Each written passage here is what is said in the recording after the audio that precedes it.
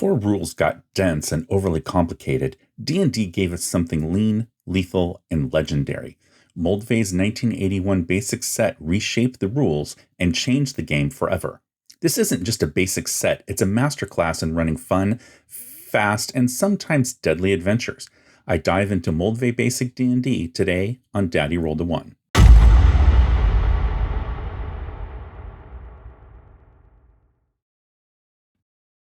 Hello there, and welcome back.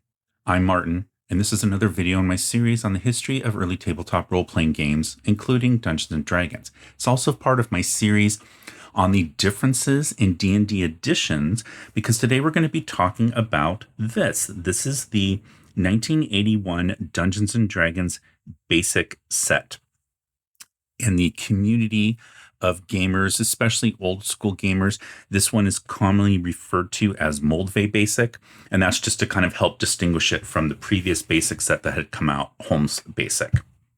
Now, this box set called Moldvay Basic also is part of a whole edition that includes the expert rules as well. So sometimes, and most commonly, this version of the game is referred to as BX, or Basic Expert. And sometimes you'll also hear it referred to as the Moldvay Cook Marsh edition, because Dave Cook and Steve Marsh worked on the expert rules. Well, Tom Moldvay worked on the basic rules, but they worked together. So I'm just explaining that to you in case I use those terms interchangeably during the video. You know that I'm talking about all of the same thing. So in the previous episodes of this series, videos, whatever you want to call them, I have covered the first three supplements for original D&D. So that's Greyhawk, Blackmoor, and Eldritch Wizardry. Now, while these are supplements for original D&D and they're not a separate edition, these made some pretty substantial changes to the game. They were optional rules in here, but many of those optional rules then became incorporated as core rules in the game going forward, including all the way into like 5th edition that, people still play today, or the 2024 edition, whatever you want to call it. So I include these in my differences of D&D editions, even though, again, they don't constitute a separate edition. But I like to kind of say, and I'm not the only one who does this, that original D&D or 0E with the supplements kind of, with hindsight, represents a sort of 0.5 edition. It wasn't called that at the time, of course, but like, again, with hindsight, we look back on it and call it that now, or at least I do. So that was sort of the first part of the series. And then I do have a video on the Holmes Basic Set. So this is just the rule book, but again, this was in a boxed set from 1977 that was the first, basic set for Dungeons and Dragons. And so, and we're going to talk a little bit about the differences between these two and what makes this one different. Okay, this one, meaning the Moldvay one, different from Holmes. Okay, really, I think one of the key things to think about is, and we'll talk about this as we get into it, like, why was the Holmes edition changed into Moldvay, essentially, and only a few years after this had come out. And so we'll be discussing that. Okay, and then I also have a video, or a series of videos, 3 of them, for Advanced D&D. That came out between 1977 and 1979. So the Monster Manual in 77, the Player's Handbook in 78, and then the Dungeon Master's Guide in 79.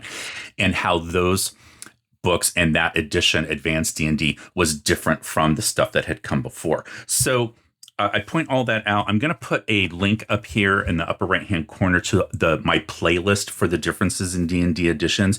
You don't have to have watched these before. As always, I'll make this video self-contained for the Moldvay Basic Set, but I am going to be referencing things where I'm comparing it to stuff that came before. So it might be helpful, or maybe just go back afterwards or some point and watch those videos so you can kind of see what was going on with them. Okay?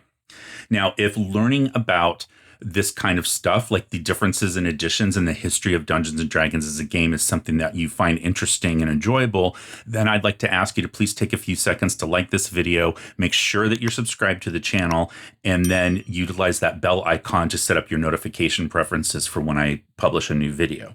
So I will tell you that most of my videos, I'm going to publish them on Tuesdays. Sometimes it slips to Wednesday if I'm super busy and I didn't have time to edit my video, or if the video just takes a really long time to edit. But if I'm not going to publish on Tuesday or Wednesday, I will leave a community post and let people know ahead of time. I know most of you appreciate it. One time somebody told me, who cares? Which, okay, that's fine too. But I think people might appreciate that.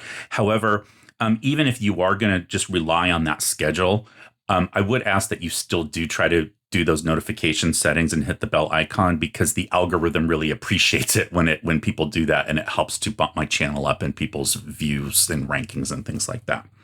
Okay, so let's go ahead and dive in with this box set here. Now, I have done a video before on this box set.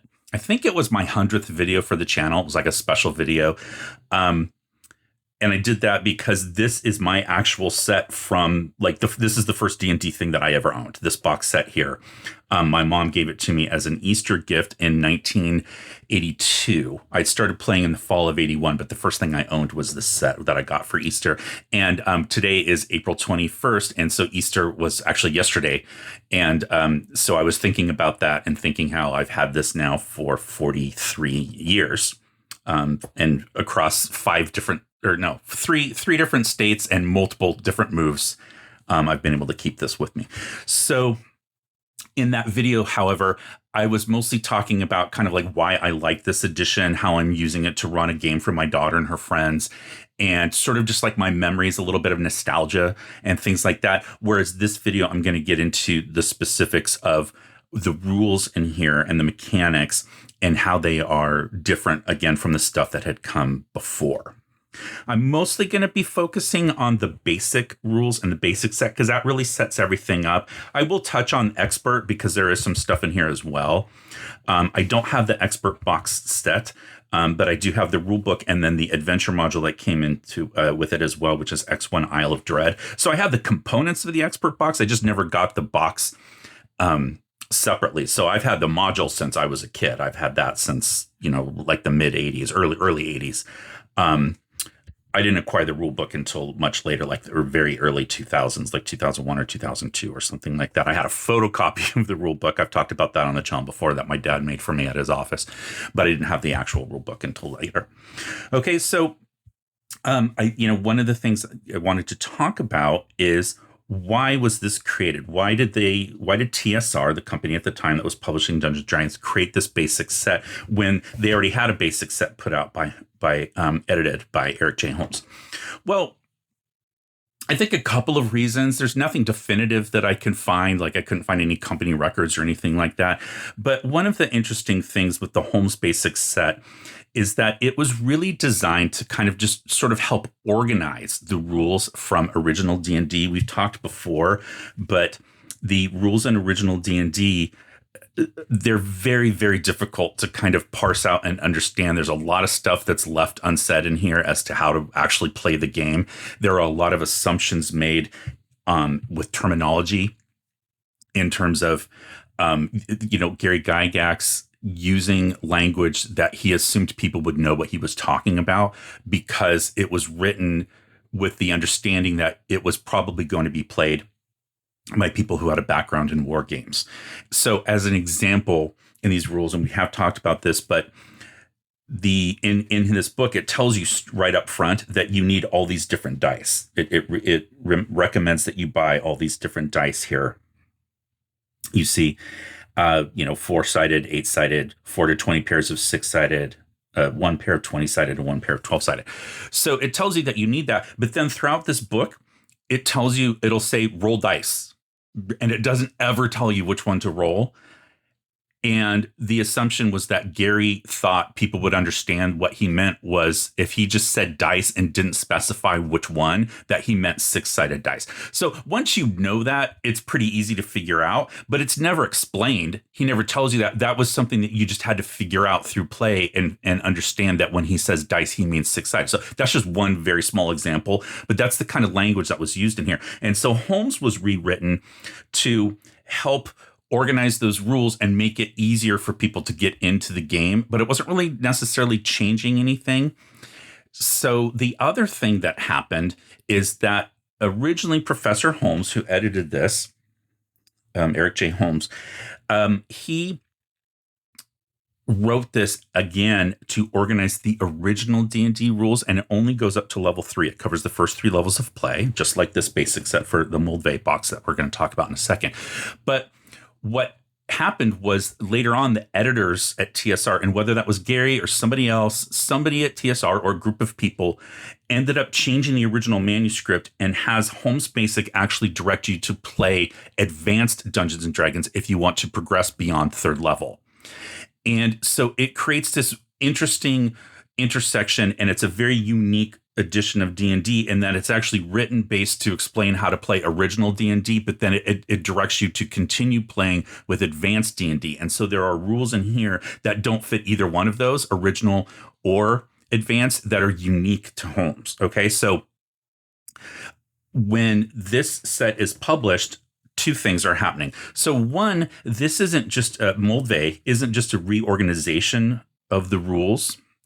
It is a complete stripped down, rewritten game seeking to simplify the rules. And that is a very different goal than just organization and presentation, simplifying the rules. And we're going to see that as we look throughout here. Moldvay is where we really start to see some of them pretty significant changes to the rules that had come in the past, whether those were the original D&D rules or whether those were the advanced D&D rules, which by the time that the Moldvay set comes out, those rules have been out for a few years at that point.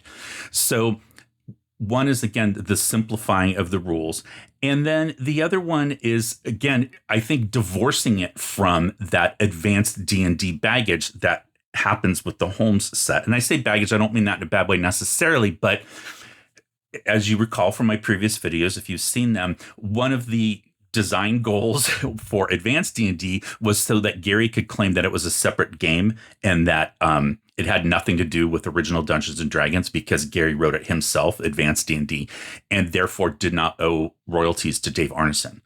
And so the more different they could make Advanced D&D from the original, he could then make that claim a little bit easier. Of course, that claim's not going to fly. It's not going to work, but that was what he was trying to do. So removing Holmes then off the shelves with its references to Advanced D&D, even though this was part of the original D&D line, and replacing it with Moldvay Basic, where it's completely written completely differently, and there are no references to Advanced D&D in here. That is a way that Gary could continue to make that claim. So a lot of people say that the basic line, so Holmes, Moldvay, what's going to come later on would be the Menser version or Beckme, Rules Cyclopedia, the Black Box, Easy to Master, Classic D&D. A lot of people say that's the original kind of D&D line, and it is just called Dungeons and Dragons. So just like the original books. And they're going to say that's one line, and then Advanced is one line. I mean, that's true. I think that's true. Basic D&D holds, or I'm going to call this line Basic D&D, whether it's Holmes, Moldvay, or Menser, does have much more in common with original D&D than Advanced D&D does with original D&D. But I do think, again, that the Moldvay box set and the Moldvay rules are going to start to differ from even originals. So I kind of really think there's 3 lines. I think there's original D&D, and I would put Holmes with that, although you could look at Holmes as being an introduction to Advanced D&D. You've got Advanced D&D, and then you have what we as kids at the time called BD&D or Basic D&D, which was anything that wasn't Advanced D&D or original. So those are the terminologies that I'm using, and I'll try to keep them consistent as we go through here. But let's go ahead and start, and we'll look at the cover art really quick. This is by Errol Otis, this cover. And you can see it's a completely different look from what was on original. It's got more in common with the Holmes Basic. Now, the Holmes Basic box set, which again, I don't have, is in full color. It's the exact same drawing as you see here on the rule book, but instead of being this kind of monotone blue and white, shades of blue with white, it was a full color illustration or painting. But this one is, much more colorful. You've got the Basic D&D brand here on the side, this kind of tag. And you have this cool dragon. And this is, again, I think one of the, along with the Holmes one, it's showing adventurers doing things that adventurers do. Unlike later paintings that you're going to see on covers of Player's Handbook, like in second edition. Even I love the Larry Elmore cover for the Beckme Basic, the red box from 1983, but that's a single hero fighting. I like the adventures. I like knowing that like these people are working together, this fighter with this magic user. She could be an elf, although she's not wearing armor and carrying a sword, so I think she's just a magic user. But like she's got a torch. And, this fighter's like, they're not really well equipped, I would say, to go up against this dragon, but they're going to do it anyway. And you have this fun chest here full of gems and jewels and all that kind of stuff. So Errol Otis, we've talked about him before, very prolific artist for TSR during kind of like that early to mid 80s time period. Okay, the original fantasy role-playing game for 3 or more adults, which I love that phrasing, ages 10 and up. So adults are age 10 and up. Okay, so that's the cover, and then it's just repeated here. Now, what I also loved with the expert one, Errol Otis again, and now he's got this magic user here who seems to be somewhere else, but he's casting the spell and then looking through this cool cloud, and he's seeing the scene from the basic set. I thought that was so clever. I loved this as a kid, just the self-referential aspect to it of this painting for the box set. So the expert box set cover for the box is pretty much just a repeat of what you see here. Okay. So the box set came with this module, with this rule book here, 64 pages, and it's red. And this is going to start to set the precedent for the basic rules being in red. So a lot of people mistakenly call this the red box. However, as you can see, it's not red. If anything, it's pink, although a lot of people will refer to this as the magenta box. But the one that comes after, 2 years after this, in 1983, edited by Frank Mincer, that one is a red box, a true red box. So it came with this, and then it came with this module here, B2, Keep on the Borderlands, which I've talked about before. So this had started to ship, B2, Keep on the Borderlands, had started to ship with the later printings of the Holmes Basic Set. So originally the Holmes box set only had, I think it was Dungeon Geomorphs, or maybe it had Monster and Treasure, or maybe it had both. I don't remember off the top of my head, but it's in that video. I talked about that. And then later printings went on and they started publishing module B1 by Mike Carr in Search of the Unknown.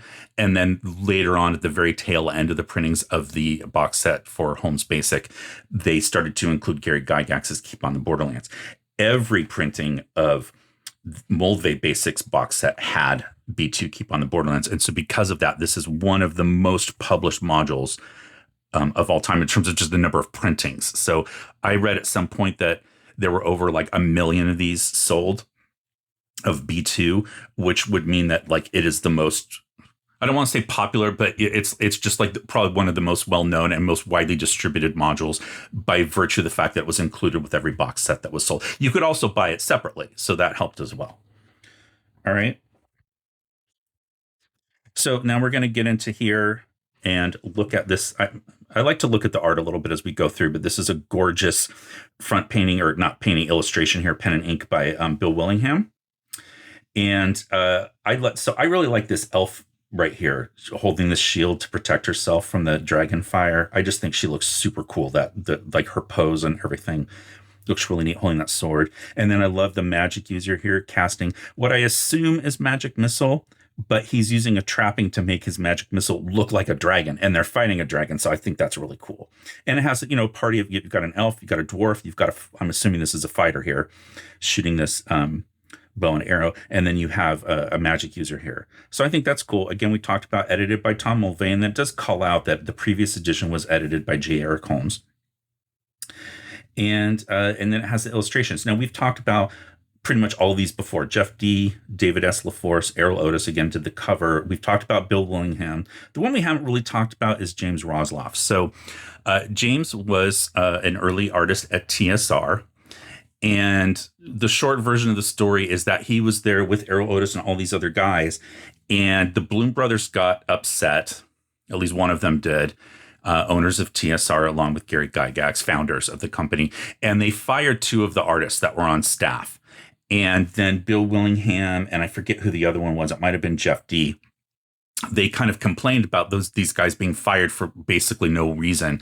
And so they also got fired. And so the art department went from 6 people to 2. And it was Errol Otis and James Rosloff. And so James Rosloff was promoted to art director. And then he ended up hiring the artists that a lot of people associate of their childhood with D&D. Like James Rosloff, or Jim is usually how he goes by, is the guy who hired Clyde Caldwell, Keith Parkinson, Larry Elmore, and Jeff Easley, and a few others. Harry Quinn was one of them. So he hired like those very famous sort of like 80s artists that defined the look of Dungeons and Dragons for like a generation of people. So that was James Rosloff. Also did the cover for This Is Him, B2, Keep on the Borderlands. He did this cover as well as many others. Okay, I'm just pointing that out. Unfortunately, he had passed away in 2011. And I should also point out that Tom Moldvay passed away back in 2007. So unfortunately, they're no longer with us.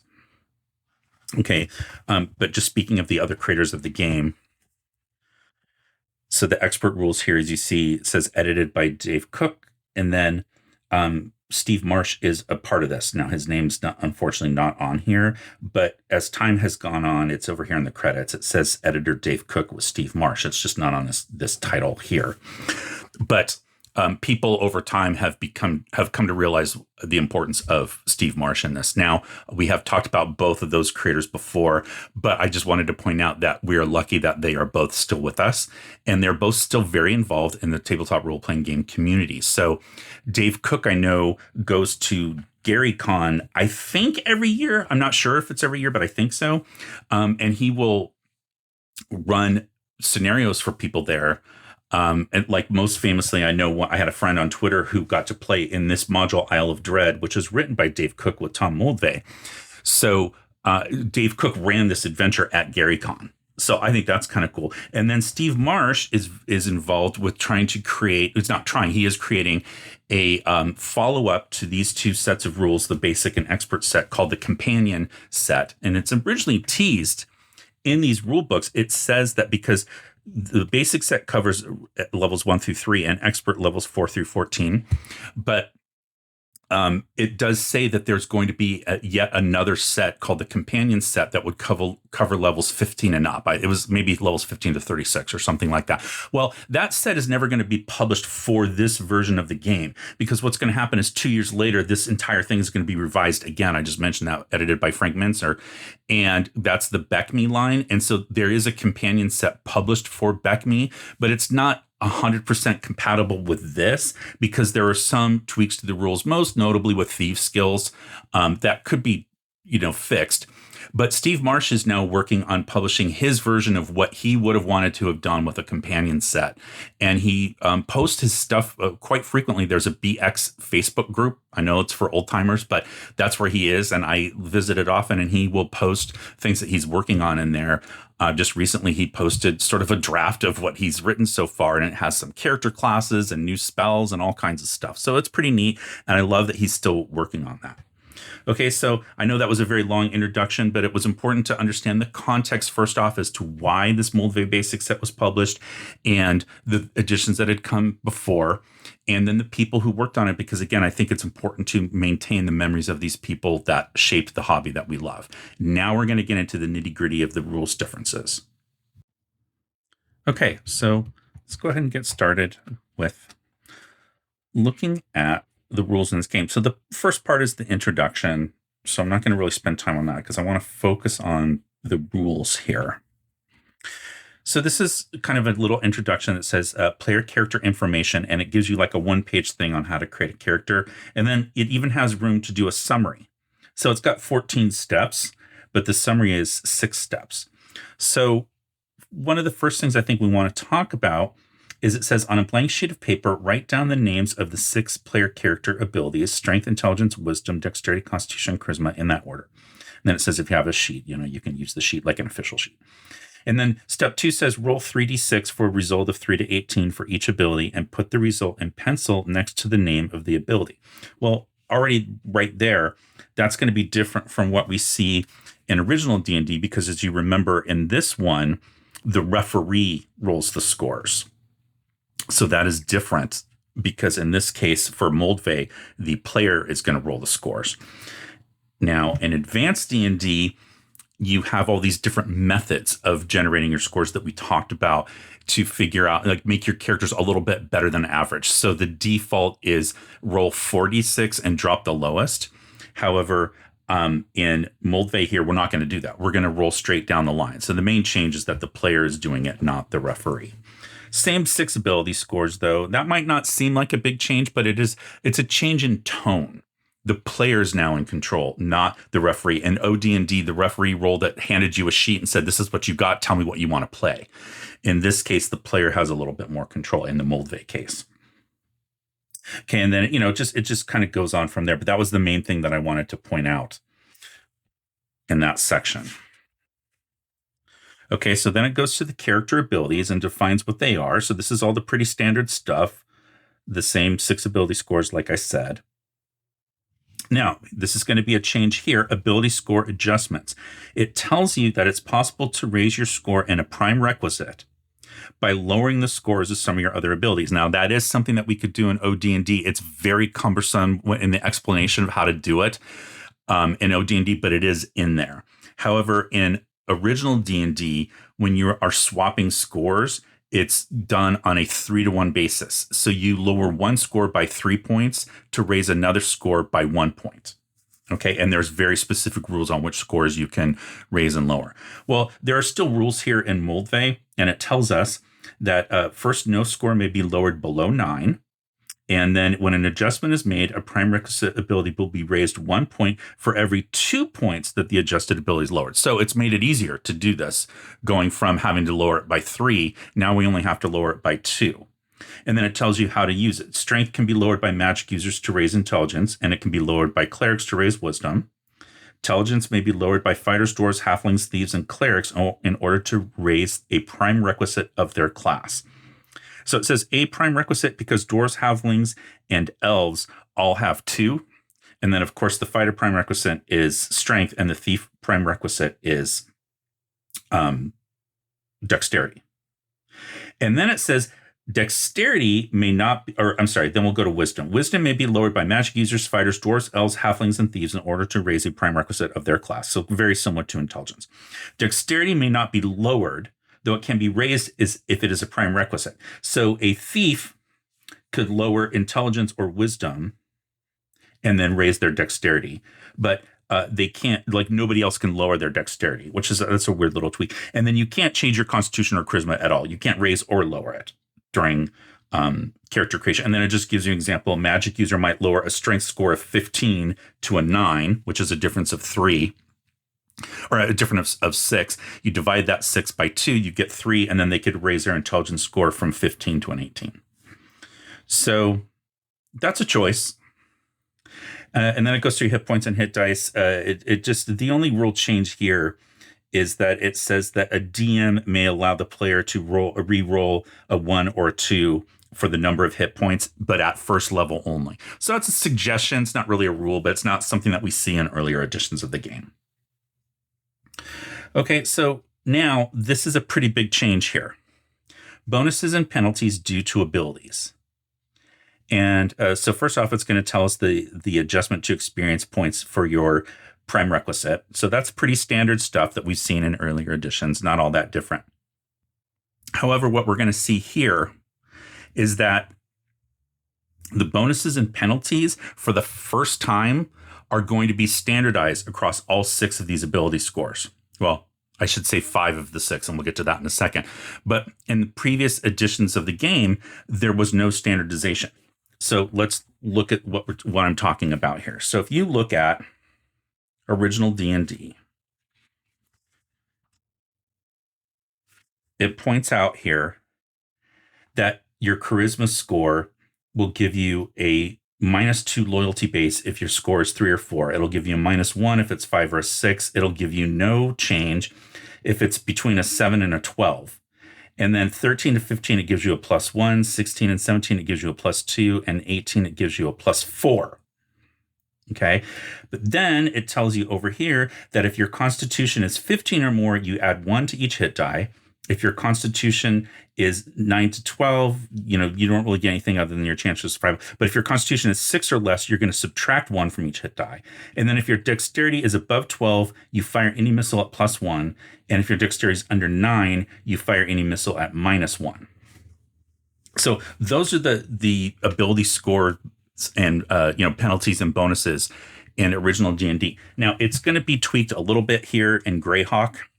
It's going to be expanded because strength now in Greyhawk affects your ability to hit and damage, but it's different.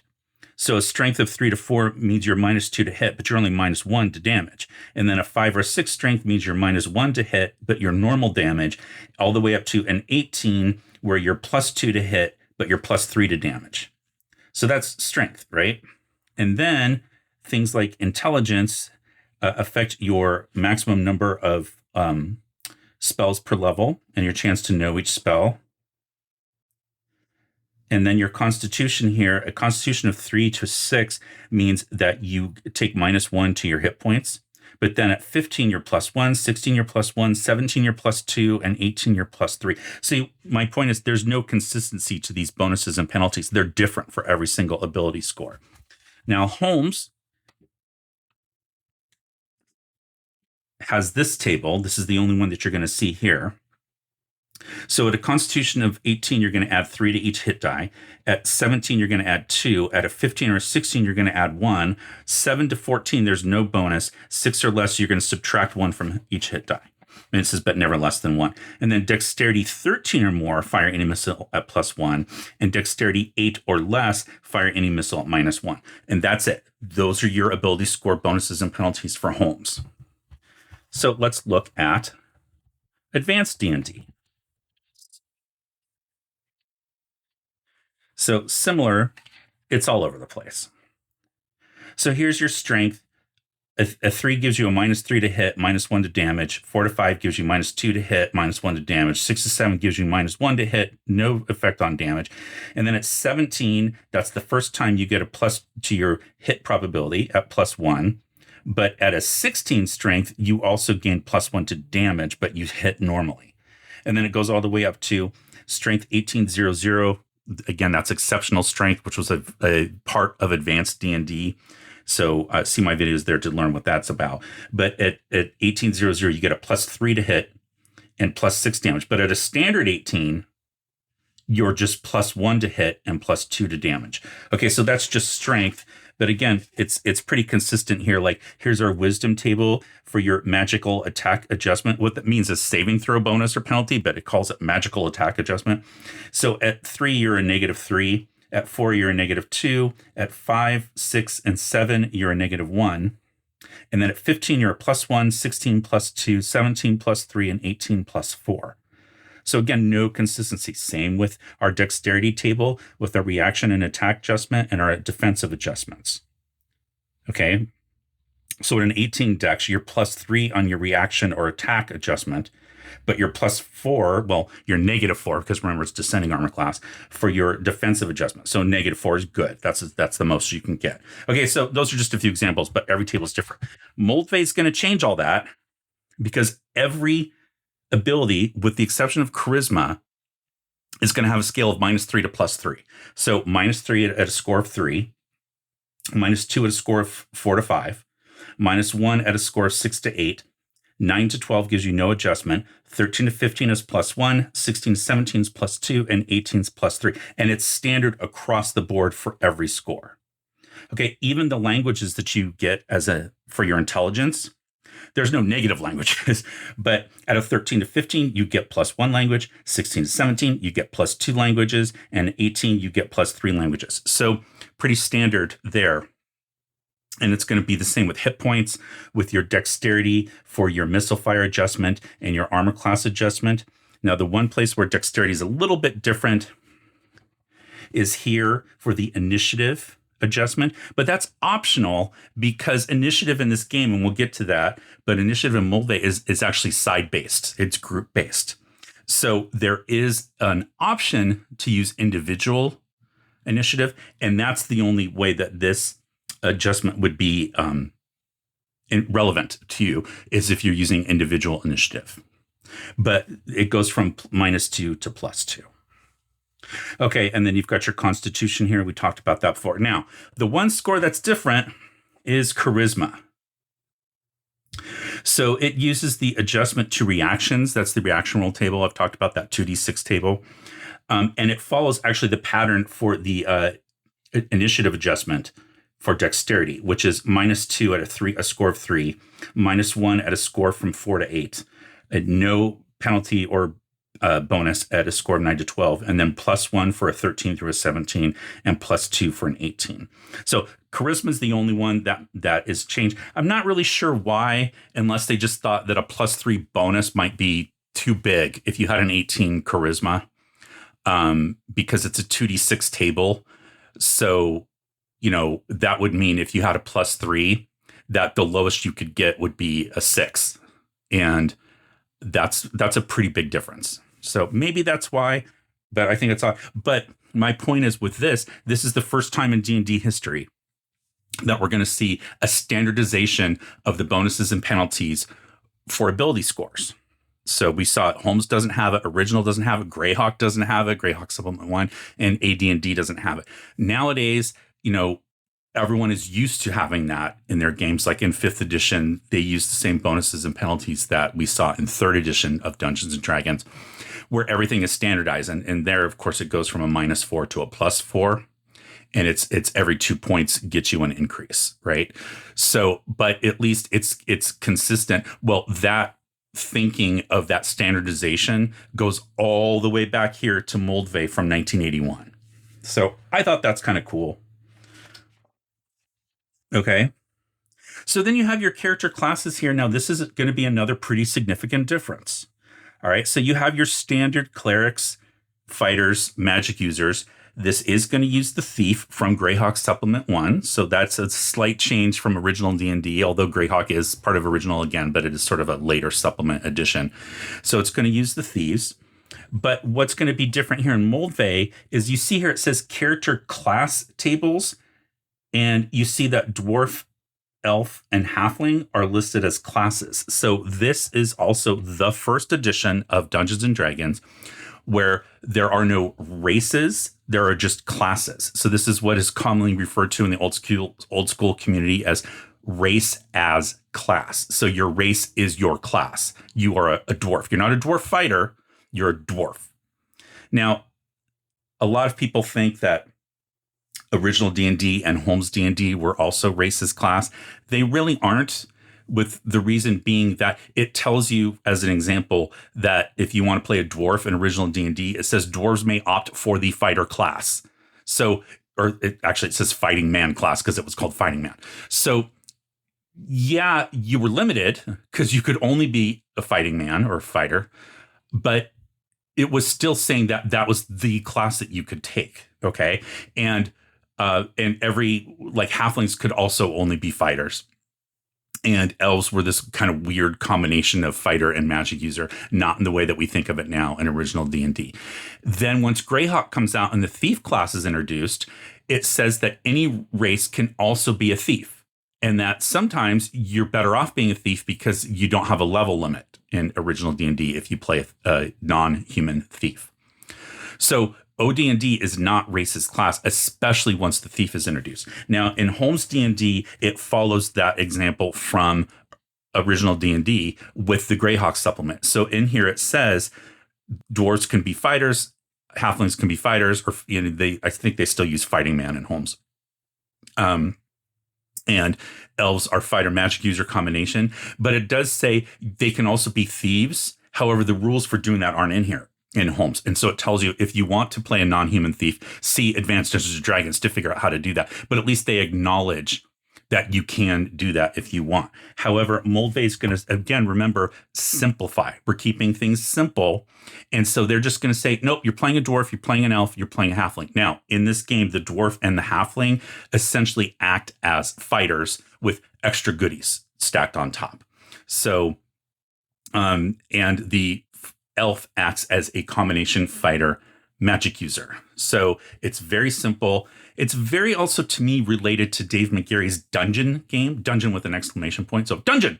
But the idea that in that game, which was sort of his, I don't want to say it was his attempt, but it was sort of like his homage, I guess, to like the original like Blackmore games of dungeon crawling under Castle Blackmore, but in a board game format that people might be more familiar with. And I think the idea was that people maybe who weren't familiar with the concept of role-playing games, which they weren't even called role-playing games then, that term didn't come along until later, but like those original Blackmore and then the Greyhawk games that are eventually going to become Dungeons and Dragons. Well, Dungeon, the board game, was sort of like a half step to kind of get people sort of used to the concept and then shift them into a full game of Dungeons and Dragons. Well, in that game, there are like someone could be the elf, someone could be the dwarf, like things like that, right? So I think that this has a lot more in common with that, the Moldvay does, with making race as class. So I have an entire video about the history of race as class in Dungeons and Dragons and how it works and why it was done and all that kind of stuff. So I would highly encourage you to check that out if you want to learn more about this concept. It's something I know a lot of people who are newer to role-playing games and maybe started with something like 5th edition and are curious about delving into the old school Renaissance movement and playing some of these older editions of the games. One of the things I see all the time that people don't like is this idea that like, why is every dwarf the same? And I go into that in that other video on race as class. I used to hate race as class. I thought once I learned of Advanced D&D, I thought this system here in Moldvay was really antiquated and sort of for kids. I've come around now to where I actually like it, and it works for me. But everyone's different, so I highly can see why people wouldn't necessarily like it. I also like something like, I think it's Dungeon Crawl Classics does this. I know there's some other systems out there as well, like old school retro clones that create specific classes for different races that only that race can be. So dwarves might have a bunch of different classes, but they're specific only to dwarves, and then the same with elves and halflings.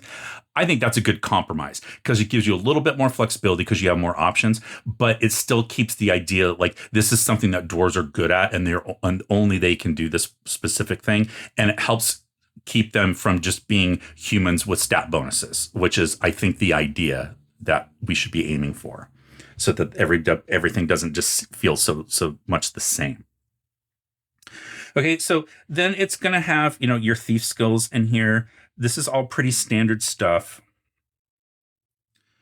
And then it's going to get into the descriptions of your character classes and how they do things. So as we're talking about character classes, one of the things that is different in Moldvay Basic versus original D&D and also Holmes Basic is that the different race classes have different experience points. So this is the only edition where that kind of happens, at least at this point in time. So in Advanced D&D, even if you play a dwarf fighter, for example, or a dwarf thief, there's no penalty or bonus or anything like that to your experience points. And in Moldvay Basic, you see dwarves, they pay an experience point penalty a little bit because of their special abilities. So a fighter only takes 2,000 experience points to get to level 2, but a dwarf takes 2,200. An elf takes 4,000 to get to level 2 because they are a combination, again, of fighter and magic user. And then halflings use the same table as fighters because they also are using a lower hit die. So fighters typically use D8, as do dwarves, but halflings only use a D6. Elves also use a D6, but again, they're getting the bonus of doing magic and fighting, and wearing armor and all that kind of stuff. Now, in Holmes Basic, again, there is no penalty for being a demi-human. Okay, so it tells you right here, halflings and dwarves progress as fighting men, but halflings use 6-sided die for hit points. Elves progress in 2 areas, fighting man and magic user. They use a 6-sided die for hits. So that means hit dice or hit points. So the implication from the way I read this for Holmes is that an elf has to add the experience points for the fighting man and the magic user together in order to progress, which means they would need 4,500 to get to level 2, 2,000 for a fighter and 2,500 for a magic user. However, a dwarf or a halfling fighting man would just use the same experience points listed here for the fighting man, which would be 2,000 to get to level 2.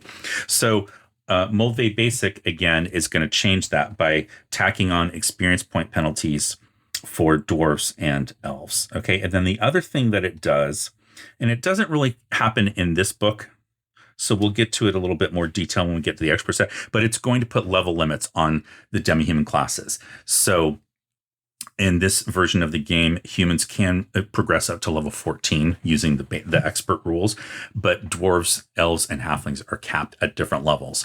And we'll talk about that when we get to the expert book. But as far as the descriptions in here of the way that the characters work, it's pretty much what we've seen before. There's nothing too shocking in here as to how these classes operate.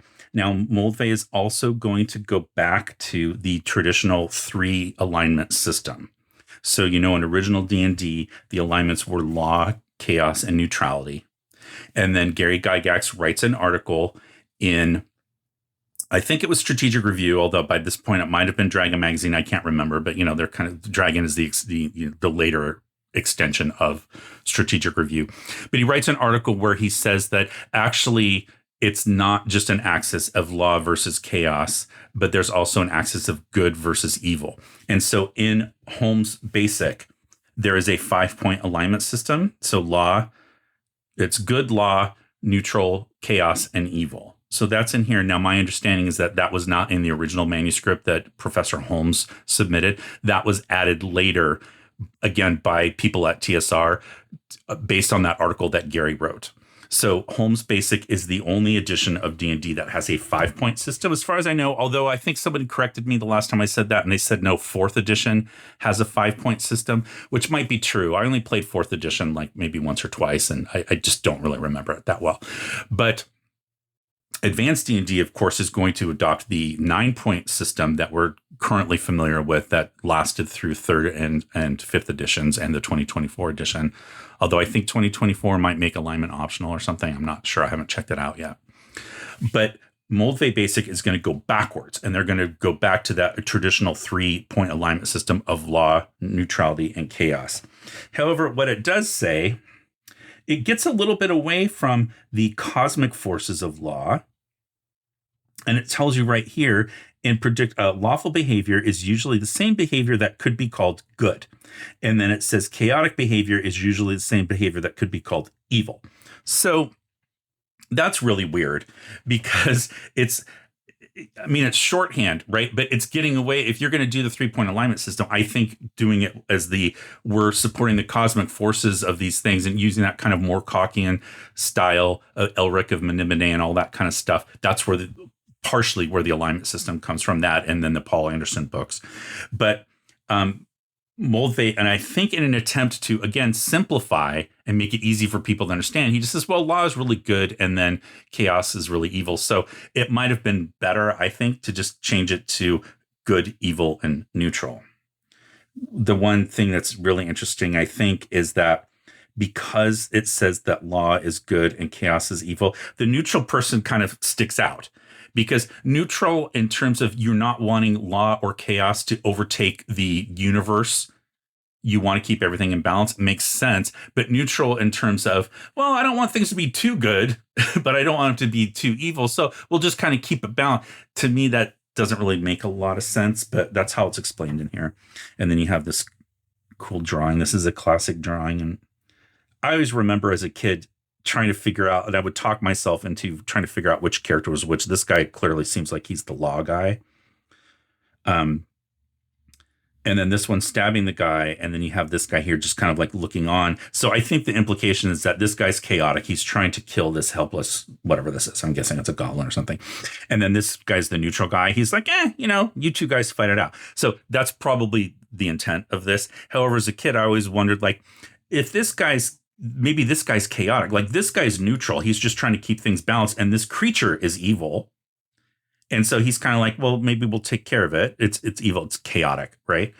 And so maybe he wanted to take care of it as the neutral guy to keep it from like overtaking everything. And it's actually the chaotic guy who's like, I don't care. Like, it doesn't bother me. I'm selfish, but who knows? I'd love to hear what you guys think about that. Okay, so now we're going to get into some more rules here. Now, one of the things that's going to happen in this rule book here is you have the list of weapons. Now, notice that all it does is give you the prices for the weapons. It doesn't tell you anything about how to use them. And that's because in Moldvay Basic, he's going to go back to the idea that was first proposed in original D&D, which is that all weapons do D6 damage. So in Moldvay Basic, the default is that all weapons do D6 damage, but then it suggests very strongly that, but you can also have them do different damage if you want, which is really interesting. But it's, it doesn't really deal with that here. It's going to come up later in the book. So that's another change made in this book. So obviously in Advanced D&D, we have different weapons doing different kinds of damage. That idea was first proposed in Greyhawk Supplement 1, but again, it was optional. So that optional rule became a core rule, but in original D&D, all weapons did D6 damage. So sword, dagger, two-handed sword, mace, club, didn't matter. D6 damage. And that's because in original D&D, of course, every class had D6 hit points.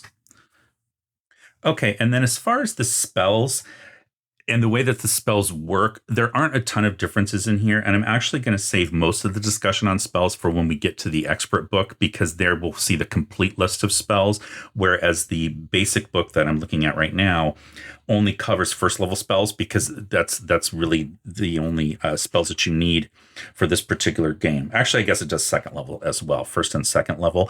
But for higher level spells, we're going to look at the expert book, and that's where we can also compare the spell list to advanced or to original D&D to see how they're similar. Now, the one thing that is going to be a change here in Moldvay is it is going to very specifically state unequivocally that a magic missile hits automatically. It will automatically hit any visible target. In Holmes, you had to roll, and in original D&D, it's open to interpretation what you thought it meant. I think it says it hits as an arrow or something like that. I talked about this when I went through original D&D and also in Holmes when I talked about it. I'm pretty sure it says something to the effect of it hits as an arrow. And so then that could mean that you had to roll because it's hitting as an arrow. But some people took it to mean, other language in that section took it to mean that it hit automatically. But Moldvay is going to spell it out very specifically that it hits automatically. Okay, so again, I'm going to save most of the spells for our discussion when we get to the expert rule book. Now, this is the adventure, and this isn't really so much rules as it just kind of is like background on what an adventure is like. It tells you for organizing a party that one player should be chosen to tell the DM about the plans and actions of the party, called the caller. And then there should also be another player drawing a map of the dungeon as it is explored, and that player is called the mapper. So I think people did these roles before, but Moldvay is really going to spell out that like you need to have these two different things, a caller and a mapper. Now, one of the reasons the caller was necessary is because in early D&D, as you know from watching the channel before, the party size was much bigger than we're used to now. And not only were there more players, but all of their characters almost always had retainers, hirelings, henchmen, followers, people going with them, torchbearers, people carrying the treasure, people taking care of their animals like horses and whatnot. And so you had all these people that could do things. And so it would behoove them all to agree what they were going to do, and then have one person be the one telling the dungeon master, this is what's happening, rather than 6 or 8 people shouting out all at once what they were going to be doing. Okay, but again, this isn't really so much about rules as it is just kind of background. It tells you about time in the dungeon, and a turn is 10 minutes, a round is 10 seconds, so there's 60 rounds in a turn, and that's pretty standard. What we saw that in Holmes before. It is different from Advanced D&D, where a combat round is a minute, as you saw before, and then that minute is broken down into segments, 10 segments of 6 seconds each.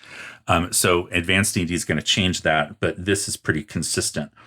And then it talks about movement, resting, scale movement, all this kind of stuff. Okay, so again, not really rules, just more, it's rules, but nothing that's really earth-shatteringly different from what we've seen in some of the original editions. Okay, it talks about listening at doors, how to open a door, a secret door. And again, these are rules, but nothing that's really all that different from what we've seen in Holmes. It talks about retainers and the retainer reactions. traps, wandering monsters, gaining experience points, and here experience points is gained for gold or for any treasure that's non-magical, and you translate that non-magical treasure into its gold piece value, and then that is the experience points that are going to be gained. And then the DM assigns the experience points. So the players can split up the treasure however they want, but it's up to the DM to calculate the experience and then to award it, is what it says in here. And now to get to the encounter. This is one of my favorite parts of Moldvay Basic because it is so crystal clear what it is that you're supposed to do. There is no ambiguity, as opposed to original D&D, where the combat system was completely ambiguous. So first off, original D&D, of course, tells you to use chainmail for combat, for man-to-man combat, use the chainmail rules. And it says, oh, but then here's some optional rules if you want to use the alternative combat system instead, which is, of course, the one that we still use to this day. The alternative combat system became the default combat system from original D&D. However, even with that, it doesn't really tell you how to run that combat. It shows you the table of, like, if you roll a D20, this is what you need to roll to hit an armor class of this level. And it shows you how different character classes progress to get better at hitting. So fighting man gets better quicker than, say, a thief or like a magic user, as an example, because thieves didn't exist in original D&D until Greyhawk. But it doesn't tell you anything like what's the initiative system in original D&D. No idea, because unless you're using chainmail, there is no initiative system. The alternative combat system does not have one. So again, a lot of these holes that were developed over time and fixed. The initiative system in Moldvay is based on dexterity. Higher dexterity goes first. That's the initiative system. Moldvay is going to completely spell out for us what we're supposed to do, and it's mostly put right here. Order of events in one game turn. 1, the DM rolls for wandering monsters and rolls a 1d6. And then it says to see page B53 for learning more about that. 2, the party moves, enters the room, listens, and searches. So again, this basic system is assuming that you are dungeon crawling. The wilderness encounters are not, or the wilderness adventuring is not going to come into the expert rules. So that's why it says enters the room, listens, and searches. 3, if monsters are not encountered, the turn ends. If monsters are encountered, the DM rolls for the number appearing. 4, the DM rolls 2d6 to check the distance between the monsters and the party. And then number 5, the DM rolls 1d6 for both the monsters and the party to check for surprise. Also in number 5, the DM and the party roll 1d6 or for initiative to see who moves first. I don't know why it says or for initiative. I think that's a typo. And then number 6, the DM rolls 2d6 for the monster reaction, which is one of my favorite tables in this. And then number 7, the party and the monsters react. If both sides are willing to talk, the DM rolls for monster reactions and initiative as necessary. If one side runs away, the DM should check the chance of evasion and pursuit. If combat begins, the DM should use the combat sequence to handle combat. And then number 8, end of turn. Where necessary, the DM should check the character's remaining hit points, whether or not they need to rest, any changes in the party's marching order or possessions, their encumbrance, their sources of light, the durations of any spells in progress, and the total time the party has spent in the dungeon. That is the most clear outline of how to run an encounter up until this point in Dungeons and Dragons. And it's all done there in 8 steps that takes up less than half of a page. And it is that encounter sequence that I just think it's elegant, it's simple, it doesn't leave anything up to like understanding what these terms mean or anything like that. It tells you exactly what it is. I know it seems like a simple thing, but even in Holmes, which was attempting to reorganize the rules, it's not as clearly laid out as it is here. These numbered steps. And then as you saw when I went over combat for Advanced Dungeons and Dragons, that's in the video on the Dungeon Master's Guide, because there are no combat tables in the Player's Handbook. It's all the combat procedures are in the Dungeon Master's Guide for first edition Advanced D&D. And in that one, it's a mess. I hate to say that, but see that video for more. But there are still, again, people to this day, almost 50 years later, that still argue online about how the combat procedure works for Advanced D&D. So because it is so complicated, it's complex, it's overly dense, and it's not always clear how things work. And a lot of times there are things that kind of contradict each other. So none of that here in Moldvay. Very, very easy to understand how it works. So And then all these are laid out. So the distance of rolling 2d6, you just multiply it by 10, and that's how many feet the monsters are away. If the dungeon master doesn't know and needs to figure that out, it's just a random roll, 2d6. Talks about surprise, a 1 or 2 on either side means that side's surprised. Initiative is group initiative.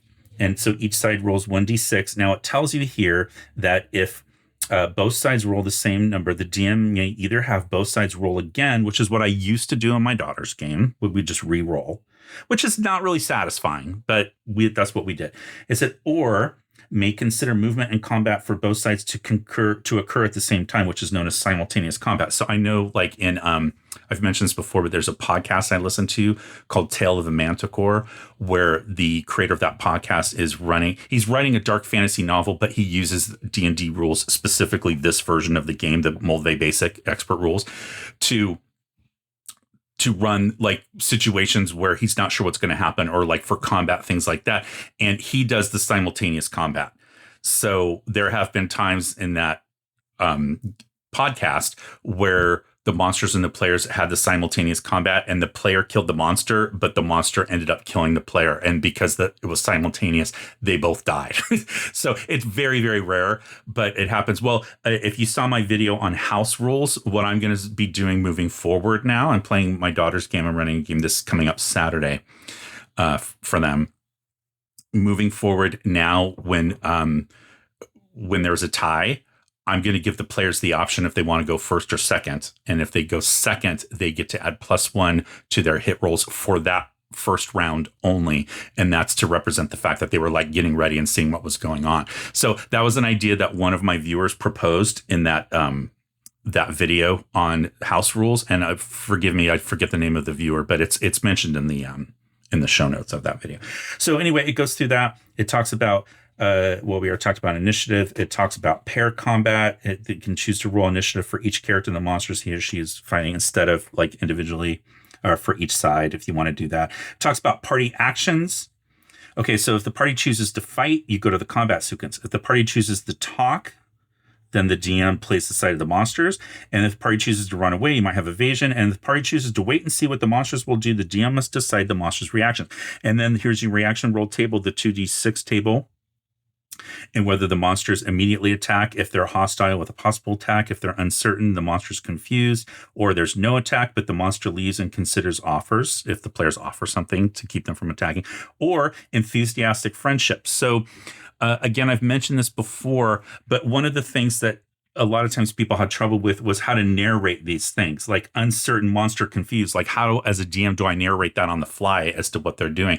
And so I ended up creating tables for each one of those entries. And I think they're D6 tables that give an example of like, what does that mean? Like if they're hostile and they immediately attack, like why? What was going on that made them do that? And then if they're offering enthusiastic friendship, same thing. What might be a reason behind them doing that? And so I think they're really fun. It was a popular blog post that I made a few years ago.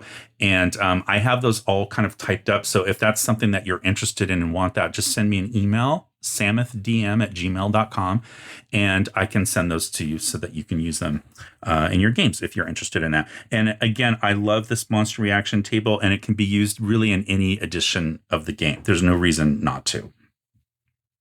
Then it talks about encounter movement, running, evasion. So all this is basic stuff that's been in earlier editions. Okay, and then it goes into the combat sequence. And again, very clearly listed and itemized what happens. Each side rolls for initiative. B, the side that wins the initiative acts first. If simultaneous, all actions are performed by each side at the same time. And then B1, morale checks if needed. B2, movement per round. Meleeed opponents may only move defensively. So if you're in melee, you can't move out of melee. You have to take defensive movement. And there's a whole rules for that. Okay, and then B3, missile fire combat then occurs. And you choose your target, roll D20. And then here's interesting, the DM rolls the damage, not the player. B4, magic spells happen next. Then B5, then melee or hand-to-hand combat. So melee comes last. Missile fire, it's movement, missile fire, magic, and then melee, the 4 M's of Moldvay Basic. And morale comes first, so it's the 5 M's. I forgot. Morale, movement, missile fire, magic, melee. And again, the DM's rolling damage. for melee combat as well. And then C, the side with the next highest initiative acts second, and so on in the order given above. And then D, the DM handles any surrenders, retreats, etc. as they occur. And then you just repeat until combat's over. Okay, so all that is, again, I think very, very clear. I love how it's listed out that way. And it makes it easy to kind of know like what's going to happen during the round. So one of the reasons that this is done this way, and it is a little bit based back all the way back to chainmail and how things happened. There were lists of like what happened when, but missile fire can disrupt magic. That's a key thing here, right? So during a round, because it comes first, missile fire comes first. So like if you had simultaneous combat, the missile fire and that simultaneous round is going to come before the magic user gets their spell off. So if you can disrupt their spell, that's kind of cool. So it's just going to go through all of this, then how to attack, how to roll damage. Now here's where it tells you that all damage is rolled as a D6, adjusted by strength and magical bonuses if applicable. And then it says if the variable weapon damage system hereafter is used, check the weapon type. And then it tells you about damage, how to heal your wounds. Again, these are just kind of reiterating things that people have already done in previous editions. So it tells you how to use oil and holy water, saving throws, melee combat. Here's your attack tables, your monster attacks. Here's your variable weapon damage table. Finally, you see broken out. D4 for torches, daggers, slingstones, and clubs. D6 for arrows, hand axes, maces, quarrels or crossbow bolts, short swords, spears, and warhammers. D8 for battle axes and swords, and D10 for polearms and two-handed swords. That's the entirety of the weapon list for basic D&D, and it covers everything that you kind of need. Like polearm covers, it doesn't matter. We don't need like 18 different types of polearms with minute differences. Just polearm. Then it talks about morale, which it says is optional. I think it's key. I think morale is a key part of Moldvay Basic. The idea that monsters might surrender or flee if they fail their morale check, and they check the morale twice. First time that once anyone on their side is it's either injured or killed. I think it's killed. Let's see.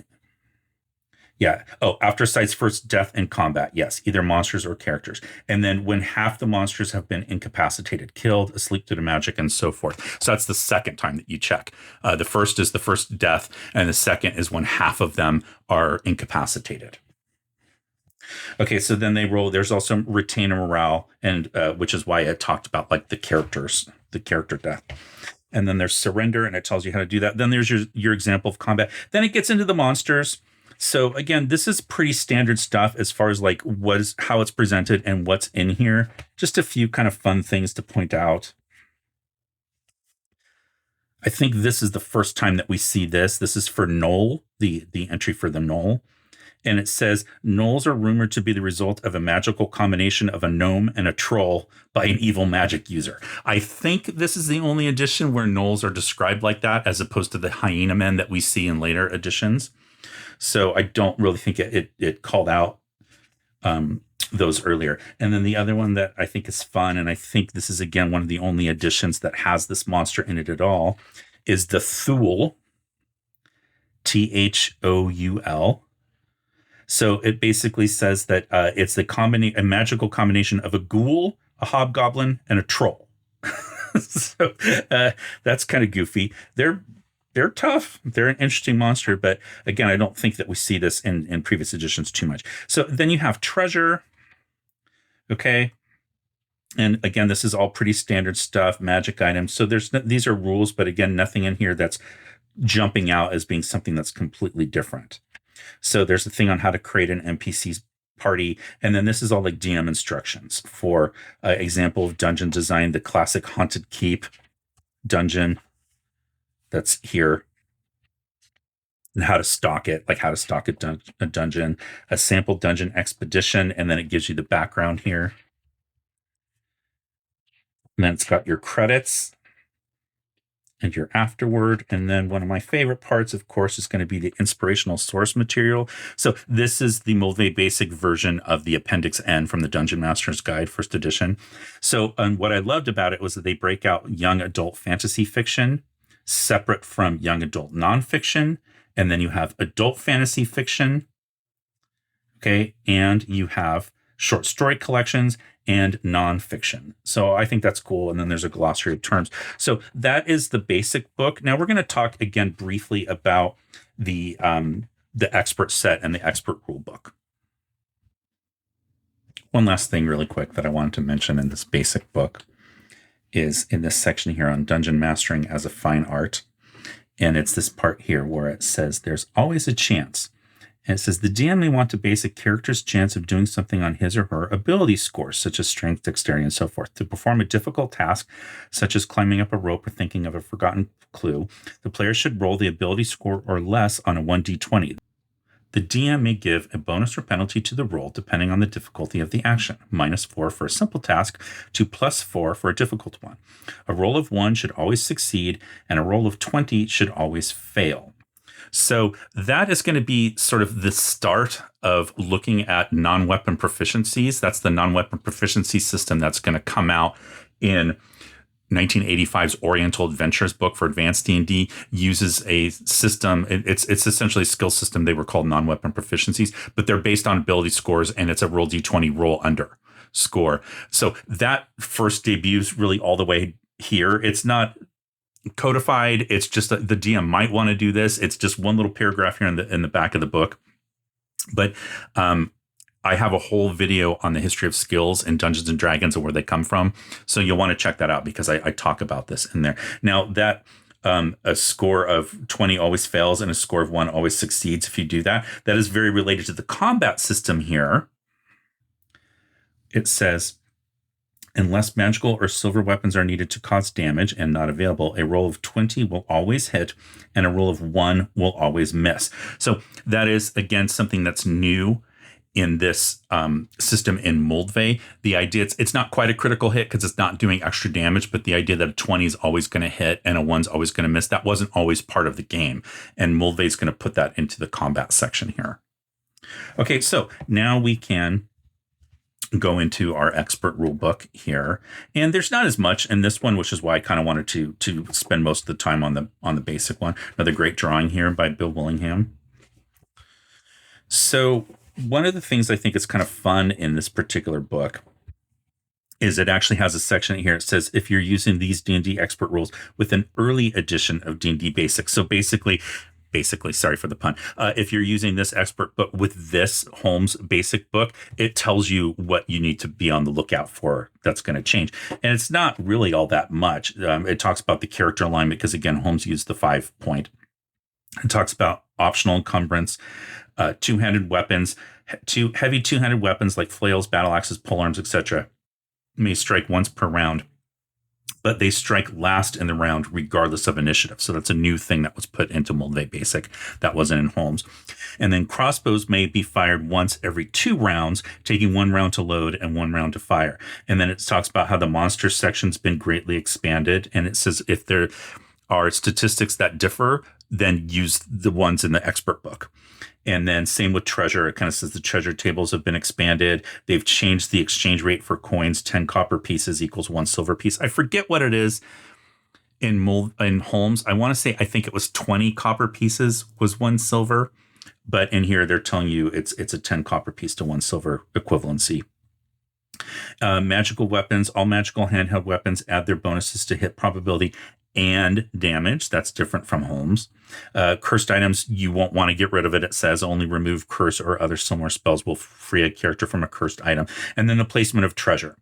So the DM's not bound by the random tables and may assign appropriate treasure to monsters. So that's different than Holmes. Okay, so that's kind of it. Then it gets into, just your charts and tables here. And this is going to show us our level limits. So dwarves are now going to be limited to 12th level. Elves are going to be limited to 10th level. Okay, and then you see clerics, which are humans, go up to level 14.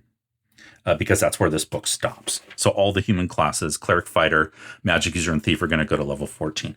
Halflings are going to stop at level 8.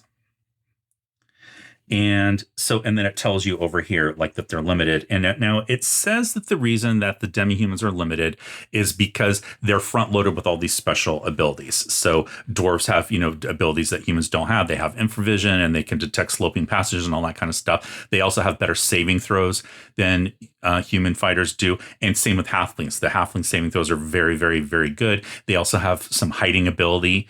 Especially when they're outdoors, they hide really, really well, but they can even hide like in a dungeon more so than other characters. And so they have abilities like that. And so it says, well, and then the balancing factor, the way it's described in the text here, is that, then they're limited in level. Now, unless you're playing a very high level game, those level limits are meaningless. They don't really mean anything. So, but if you are continuing on, it is kind of goofy if you're going to play a level 20, something like, if you were going to play past level 14, you really can't do that in here. But let's say you were playing to level 14 as a human fighter, and you had a halfling companion that had been part of your party since level 1. Well, your halfling stops at level 8 but keeps adventuring. That's why people don't like the level limits.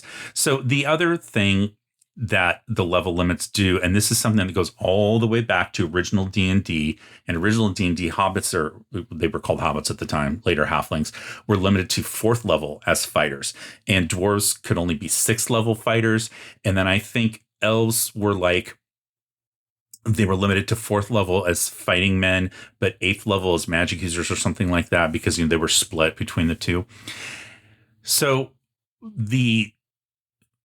while it's described as being a game balance factor, I think that's more of a kind of a cop-out. Really what it was is that, and this has been explained in other videos as well, Gary Gygax envisioned the world dominated by humans, because all of the inspirational source fiction that he read, that was the case. Humans were the primary race. They're always the protagonist. It was never somebody non-human as the protagonist, almost never.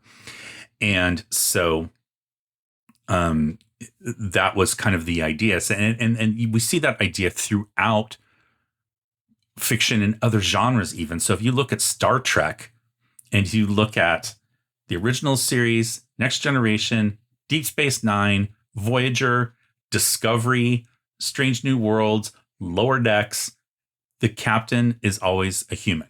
There are always non-humans on board that do very specialized things, but the leader was always a human. And the majority of the people on those ships are humans. So yeah, there's a ship of all Vulcans, I think, in an episode of Next Gen, but we barely see them, right? I think it was Next Gen, but whatever. So my point is that, so Gary envisioned his world as being dominated by humans and thought that that's the types of campaign settings that people should create. And so putting these level limits on these other races helped him explain why they didn't take over the world. If elves are better than everybody else, and in Moldvay, if they have the ability to fight and wear armor and use any weapon and use the fighter attack tables, and they can cast magical spells while wearing armor, and they get to pick the best of the saving throws between those two classes, if they could advance unlimited in level, there's no reason why elves wouldn't be the dominant race in the world, because they have an ability that nobody else has, the ability to cast arcane spells while wearing armor. And so putting a level limit on them was Gary's way of sort of artificially putting them into an area where they can't take over the world because they can't advance in level beyond that certain point. It's a clunky way of doing it, I think, because it's very difficult to explain why a long-lived elf wouldn't be able to advance and get better at something that a shorter-lived human can't. That it does make that argument very hard to make, and it starts to break down a little bit. So it's being done, again, artificially to make sure that humans were the dominant race in the world, because that's how Gary thought it should work. So that's level limits. That's a short version of level limits.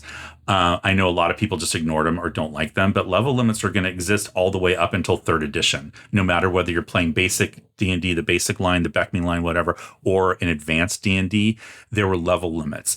The only time that there was not level limits that was applicable to everybody was the thief class, when where any race could advance unlimited level as a thief, except half-orcs that were limited, but half-orcs could advance unlimited as assassins, except that the assassin class stopped at a certain point, unlike other classes that could just keep going on, going and going. So, why thieves out of all the classes? Thief is in OD&D especially, and in Moldvay Basic is a very weak class compared to the other ones. Their experience points reflect that. It only takes, I think, 1,200 to increase to second level as a thief, or it takes 1,500 as a cleric, and it takes 2,000 as a fighter. So, because thieves were so weak, I guess Gary thought it was fine that any class or any race could advance an unlimited level. So, again, it doesn't always make sense, but that's a little bit about the level limits. So they add, some new equipment here. So there's rules for that. It talks about levels beyond those listed. There's a lot of ships and naval combat in here. Okay, so now here's the spells. So I thought it would just be fun to kind of compare these to what we see in original D&D to see how different or how similar they are. So you see the first level clerical spell table. Moldvay does something kind of interesting in that usually it's the same number of spells per level. Now for clerics, you get 8 spells at levels 1 and 2 and only 6 spells at levels 3, 4, and 5. But again, consistent with original D&D, because original D&D cleric spells top out at 5th level. It's going to be changed in the Greyhawk supplement one, but for here, it's going to top out at 5th. Okay, but the spell list is pretty close. So cure light wounds, purify food and water, detect magic, detect evil, light. Okay, those are all first level cleric spells in OD&D, and they're the same here. So Moldvay Basic adds remove fear and resist cold. Those were not found in original D&D. Now, second level spells, there's only 4 in original D&D: find traps, hold person, bless, and speak with animals. Those are all going to be here in Moldvay, but a lot of spells are going to be added. The classic silence 15-foot radius is going to be added, and things like that.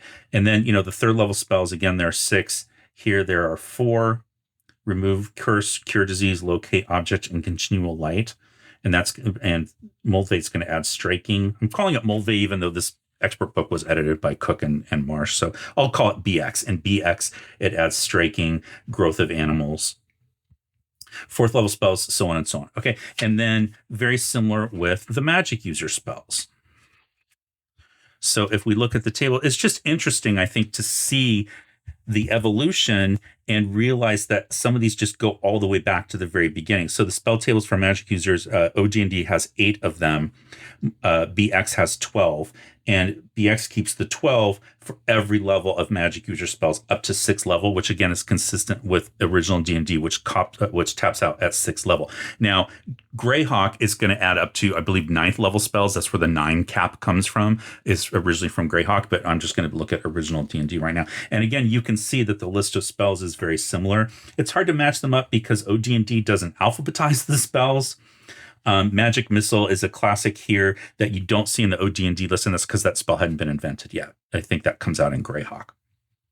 So, but you have your spells there that are very, very consistent with what we saw in OD&D. It's just, there's more in Moldvay. I love that there's 12 because, what I do in my daughter's game is I roll for the spells for them, or I have them roll, but they don't really get to pick their spells. They roll, and that is basically, then I narrate that's what their, master, in my daughter's game, it's a witch that's teaching the 2 elves. There's 2 elf characters, and they both have apprenticed themselves to this witch. And she decides, I narrate it's like she's deciding what spells to teach them based on their roles. And, they haven't complained. So I think that's kind of fun. Okay, so this is just explaining the spells, and then you get to beginning the adventure. It talks once again about mapping and organizing a party and time scale movement, all that kind of stuff. But it's changing it for wilderness sections and telling you like spell ranges and things like that in wilderness versus in dungeons, and how the range and the distance is going to change. Classic drawing here by Errol Otis. And the way that we know it's by Errol Otis is because this book here on the shelf has his name and the date 1981. So I thought that was a clever way to hide his signature. He's very famous for doing that in a lot of his drawings. So it's got your experience points here again. So nothing new here than what we saw in the Moldvay Basic book. Your monster reactions, your order of events in one game day. So this is going to change a little bit. The party decides the direction of travel. The DM checks to see if the party becomes lost. The DM rolls for wandering monsters. If monsters are not encountered, the day ends. If monsters are encountered, the DM determines the type of monsters and the number appearing. The DM rolls to check the distance between the monsters and the party. Now you see it here, it's gone to 4d6. That's because we're outside. So the distance is going to be longer. DM rolls to check surprise. The DM and the party roll for initiative. The DM rolls the monster reactions. The party and the monsters react. And then there's the end of turn. So very similar to what we saw in Moldvay Basic, but just a few tweaks here, like, the chance of becoming lost depending on the direction of travel. Another classic drawing here. This one by Bill Willingham of combat. You've got your order, other attack forms. We've talked about this before. This is also going to add naval and aerial combat. And then you have some monsters here, and these are, all new ones in Expert. But again, nothing super out of the ordinary from what we've seen before. It's a combination of things from the early supplements for original D&D, plus the monsters that were just in original D&D, in the first place. And then, just adding a few others.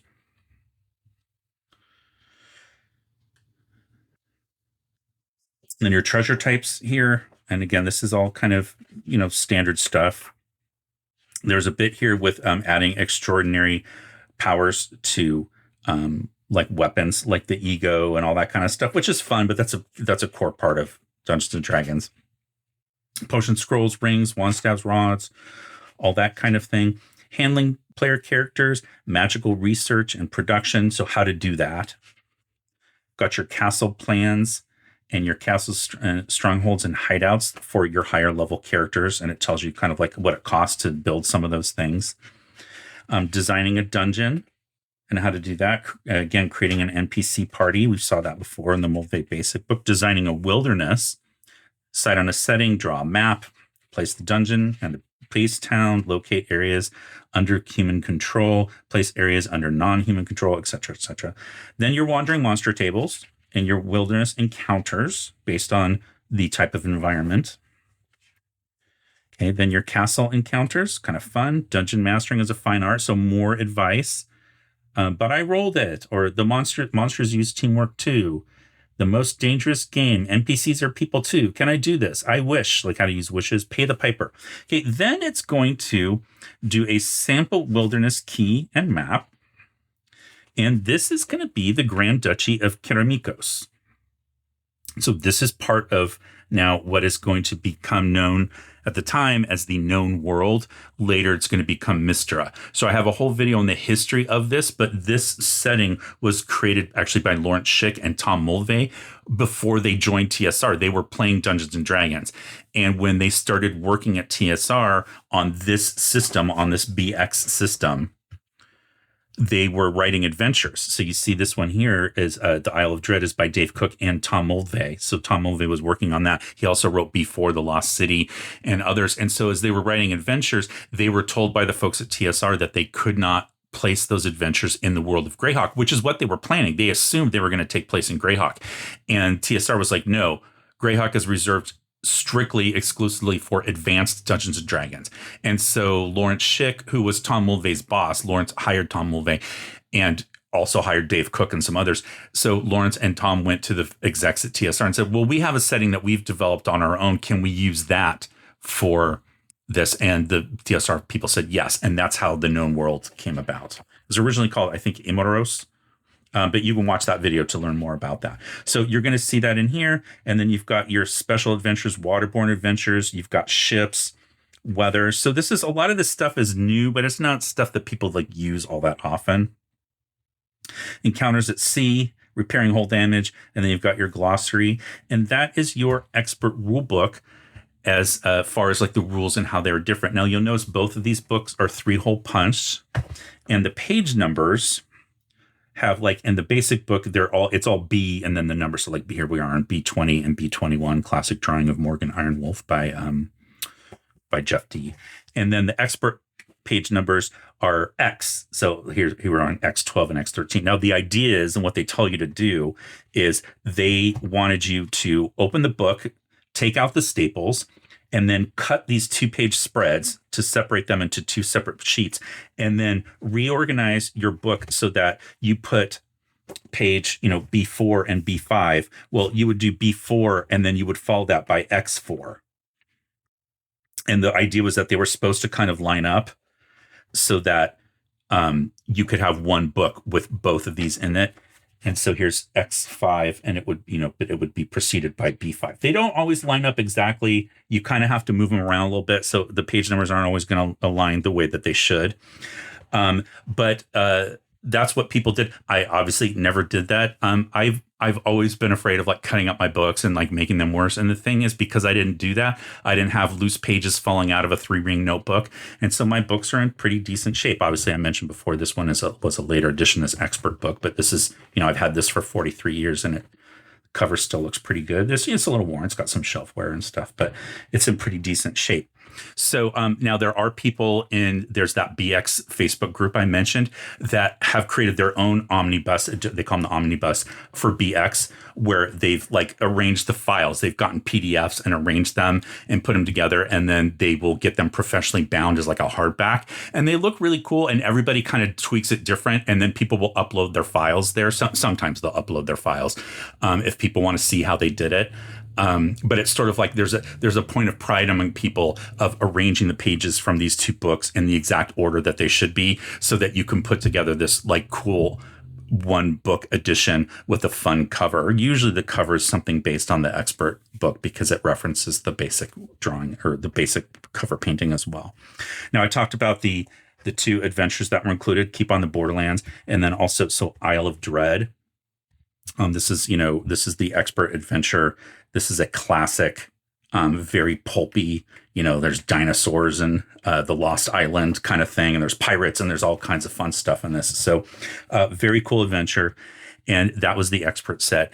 And that is actually going to wrap this video up right now. So I really appreciate you watching, and I hope you enjoyed that. And I would love to hear your comments below, your thoughts on the differences in the editions. If I missed stuff, I'm sure I missed a few things. I just tried to hit some highlights of some of the bigger things that I saw. And a lot of them, again, came in the basic book that we talked about. But I'd love to hear your thoughts. And maybe you also grew up with this edition like I did, and you can share your stories and do all that in the comments below. And then while you're down there, you will find places where you can join me on social media, and you'll find links to my blog. And then you'll also find ways that you can support the channel if that's something that you're interested in doing. So there's 3 ways that you can do that right now. One is to become a super fan and join this other list of fine folks. Hit that little heart icon with the $ in it, and you can contribute to help me keep making new videos and upgrading my equipment. And then you can also buy something from my shop, like a t-shirt, hoodie, mug, poster, notebook, or etc., other item with exclusive designs that you can only find at my shop. And then lastly, you can seek out my book that I wrote. This is one I kickstarted last summer, and it's now available at Drive-Thru RPG. This is Alchemy, Explosives, and Inventions. It's specifically written for this edition of the game, the BX edition that we've been talking about all day. It's 3 new character classes, the Alchemist, the Inventor, and the Demolitionist. But it also has character concepts for all the standard character classes to tweak them a little bit and give them different abilities that make them like experts in a certain field. It's got tons of random tables. It's got a fully detailed guild hall with 3 different levels and NPCs and secrets and intrigue and random tables there, and then how to use it in an adventure, themes for running expert style campaigns. And it's available with both a plain white background, as you see here. That's the Alchemist character class, drawn by fan favorite artist Dennis McCarthy of the Old School Movement. Or you can get this parchment paper background here. So, and it's available as a soft cover print on demand or as a PDF. So I would really appreciate it if folks would check that out. I had a lot of fun putting it together, and it's gotten really good comments from people that have it. So that is going to, again, wrap up this video. And I would like to once again thank you very, very much for watching. Stay safe, happy gaming, and I will talk to you next time. And now for the bonus content, what I was drinking and what I was listening to when I made my notes for this video. So there were quite a few notes. I had to go through each rulebook, pretty detailed to look at what I thought rules were different. You know, I don't have this all memorized. Sometimes it's off the top of my head, but in this particular case, I had to look at particular rules and then go back and double check what had come before to make sure that I was saying everything correctly. So like I said, I probably missed some stuff. And again, go ahead and just drop that in the comments and let me know. But one of the cocktails that I made, and I don't think I've featured this before, but this is called the Ferrari. So this is a very simple, easy to make 2-ingredient cocktail, which technically means it's not a cocktail. It's a mixed drink. We'll put it that way. And it is very easy to make because it is simply equal parts of 2 different Italian Amari. So Campari and Fernet Branca. Now, I've talked about these both individually before. I definitely talked about Fernet Branca. And then Campari, I think I talked about when I talked about Negronis. But again, this one is an equal parts drink. And I normally drink it actually chilled. I prefer it stirred over ice and then poured over a giant cube, a large cube, and then a little bit of orange peel expressed over the top. That's how my bartender serves it to me at my local pub. She's the one that introduced me to the drink, but she actually introduced it to me like this, where it's just you drink it as a shot and you don't chill it or anything. You just 2 ingredients and then you're supposed to shoot it. I never shoot it. I always sip it. But I drink these a lot after dinner. I find it very relaxing. And it's when I have lunch at my local pub, if I'm having a beverage as well, like a mixed drink or alcoholic drink, I should say, I usually finish my meal with a Ferrari, and that's also the signal to the bartender. Then she knows that, like, okay, I'm done, and then she can like ring me up or whatever. So Campari gets its bitter flavor from most people think Kinoto oranges. It's a special kind of orange, and from the peels. And so that is going to give it that bitter flavor. Now, the coloring is artificial. That's not coming from the orange. Originally, vintage Campari was colored with, there was a specific kind of beetle actually they used for the coloring. But they stopped doing that, I think, in the 90s, maybe early 2000s. I have had vintage Campari before. I was with my friend Jeff, the one that owns the record store I'm always talking about. He and I were in New York on business, and we went to a very famous bar called Dante's in New York, in Manhattan. And they're famous for Negronis, and they had a vintage Negroni on the list. And it was made with gin, vermouth, and Campari that all dated back to like between the 50s and the 70s, I think. And it was really expensive, but we were celebrating a new business win. And so we splurged, and we got it. And it was cool. They brought all the bottles to the table, and they let us sit with them and take photos and everything like that of the vintage ingredients. Until someone else ordered it, and then they had to move the tray. But we got to sit with it for like 10 minutes and like look at the bottles and stuff. So the best part of that was the vintage Campari, because I've never had it flavored without the artificial coloring. I should say not the flavor, the artificial coloring. So it was fun to have it with the original coloring. And then Fernet Branca is, again, these are all secret recipes. Nobody knows exactly what's in these things, but most people think this one, it's got chamomile most likely, and gentian, and a lot of different roots and things like that. Fernet has a very kind of menthol-y taste. Some people say licorice. I definitely get more menthol than I do licorice, but it's extremely herbal and it's medicinal. And then the Campari is bitter. It tastes like bittered candy orange peel, so it's much sweeter. And then when you mix them together, you get this like really lovely combination of flavors. So definitely give this a try if you're wanting to experiment with Amari. So Fernet, like I mentioned before, it's can be very aggressive. So it's definitely not something that you'll probably like the first time you have it, tasting it neat. It takes a little bit to kind of train your palate to appreciate what's going on there. But a way that you can kind of dip your toe in the waters is by cutting it with the Campari. Apologies, my printer's going crazy right now, making all these noises.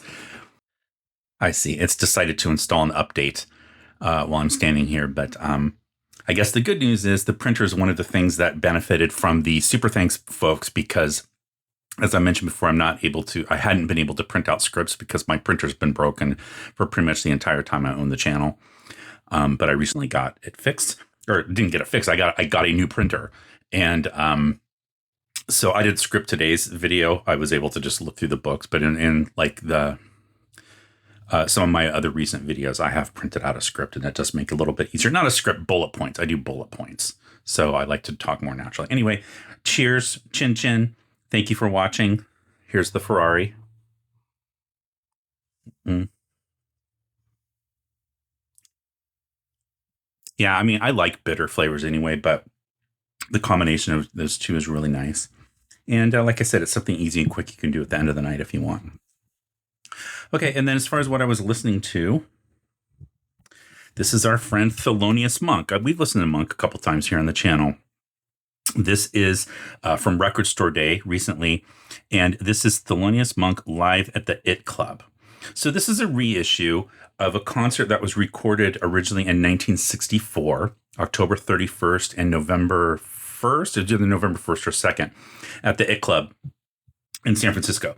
And so it features Thelonious Monk on piano, and then what became known as like his most famous band, or sidemen at the time. So Charlie Rouse on tenor sax, Larry Gales on bass, and Ben Riley on drums, and that's kind of became known as like a very, like I said, a famous quartet, and it was Thelonious Monk's most famous group at the time. So this is pretty much the complete concert. There was one song that was left off of these recordings because the sound quality was really, really bad. But this was, while it was recorded in 1964, it actually didn't come out until after Monk had died.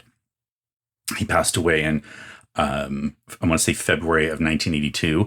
And this concert, or, these live shows were released in 1982, shortly after his passing. And, he has a very unique style. We've talked about this before. It's very much in the bebop style. So jazz piano runs the gamut, just like any other kind of jazz instrument. So, I've talked a lot about like Bill Evans on the channel before. Bill Evans has a soft melodic style to his playing. Monk is a very aggressive player. There were some times where like he would use two fingers to hit the same key.